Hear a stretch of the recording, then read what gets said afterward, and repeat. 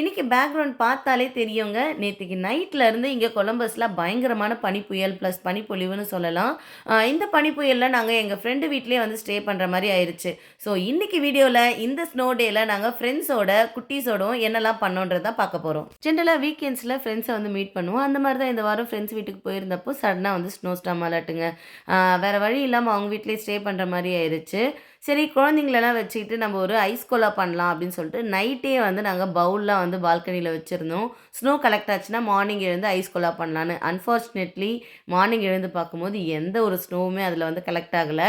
கொஞ்சம் அப்செட்டாக தான் இருந்தது. பட் அந்த பிளானை வந்து ட்ராப் பண்ணிட்டு வேறு ஏதாவது பண்ணலான்னு பார்த்தோம். குழந்தைங்க எல்லோரும் வந்து நாங்கள் ஸ்னோமேன் பண்ணணும் அப்படின்னு சொல்லவே சரின்ட்டு கூட்டிகிட்டு வந்தோம்.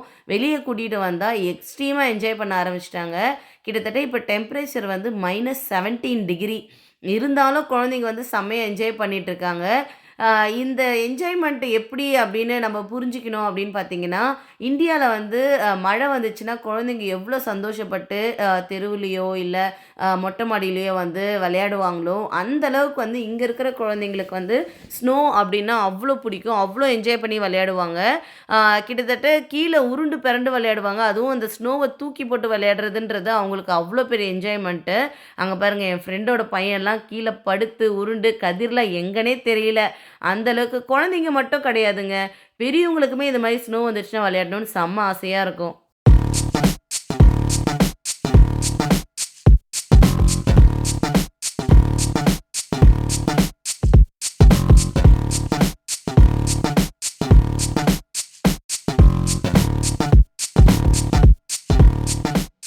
குட்டீஸ் எல்லாரும் வந்து பார்த்திங்கன்னா செம்மையாக என்ஜாய் பண்ணிகிட்ருக்காங்க. ஏன்னா எல்லோரும் ஒரே இடத்துல ஒன்றா வந்து இருக்கிறது வந்து அவங்க எல்லாருக்குமே செம்மையான குஷி. அதுலேயும் வந்து ஸ்னோவில் விளையாடும் போது எல்லாருமே செம்மையாக என்ஜாய் பண்ணி ஃபன் பண்ணிவிட்டு எக்ஸைட்டடாக இருந்தாங்க. நம்ம இருக்கிற இடத்துல பரவாயில்ல. பட் அமெரிக்காவோட தற்போதைய நிலை, சென்சேஷனலான டாபிக், நியூஸ் சேனல்ஸ்னு எங்கே பார்த்தாலும் இந்த விஷயத்தை பற்றி தாங்க பேசிகிட்டு இருக்காங்க. ஸோ பார்த்தாலே தெரியும், பனிப்புயல் வந்து பயங்கரமாக அமெரிக்காவை போட்டு தாக்கிட்டு இருக்குன்னு தான் சொல்லணும். ஏன்னா ஜென்ரலாக வந்து பனிப்புயல் வரும். பட் வேறு லெவலில் உக்கிரமாக வரும்போது அதுக்கு தனி பேரே இருக்குது. அதுக்கு வந்து பிளிஸார்ட் அப்படின்னு வந்து சொல்லுவாங்க. இந்த மாதிரி பிளிஸார்ட்லாம் பாதித்த பல மாநிலத்தில் பார்த்தீங்கன்னா இங்கே யூஎஸில் எமர்ஜென்சின்னு டிக்ளேர் பண்ணிடுவாங்க. ஏன்னா மக்கள்லாம் வந்து சேஃபான பிளேஸ்க்கு மூவ் ஆகணும் இல்லையா? அதனால தான் மெயினாக வந்து எல்லாமே சப்ஜீரோ டெம்பரேச்சரில் போகுதுங்க. அதாவது கிட்டத்தட்ட -45 டிகிரி செல்சியஸ். கண்டிப்பாக இதெல்லாம் வந்து நம்மளால் யோசிச்சு கூட பார்க்க முடியாது.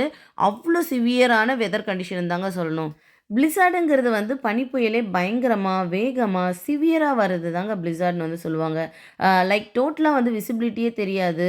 ஏன் பக்கத்தில் யாராவது நின்றுட்டு இருந்தாங்கன்னா கூட இருக்கிறதே வந்து தெரியாத அளவுக்கு பனிமூட்டமாக பயங்கரமாக இருக்கும். எங்கே பார்த்தாலும் வெள்ளை வெள்ளையாக இருக்கும். ஸ்னோவை வந்து வேகமாக பொழியும். காற்றும் வந்து வேறு லெவல் ஸ்பீடில் அடிச்சிட்ருக்கும். ஈஸியாக வந்து பார்த்திங்கன்னா 30 to 40 இன்ச்சஸ் ஆஃப் ஸ்னோ வந்து பீலப் ஆயிருங்க. ரோடெலாம் தெரியாது, காரு கூட எடுக்க முடியாது, மனுஷங்க நடக்கவே முடியாது, ஆள் நடமாட்டமே இருக்க மாட்டாங்க. இங்கே வந்து ஒஹாயோவில் பார்த்திங்கன்னா அந்தளவுக்கு எந்த பாதிப்பும் இல்லை. பட் முக்கியமான பாதிப்பெல்லாம் எங்கே இருக்கும் அப்படின்னு பார்த்தீங்கன்னா அமெரிக்காலேயே ஒரு சில ஸ்டேட்டில் தான் இருக்கும். லைக் பஃபலோ, நியூயார்க் ஸ்டேட்டு, அந்த சைடில் தான் வந்து சிவியராக பாதிச்சிட்ருக்குன்னு தான் நான் சொல்லுவேன்.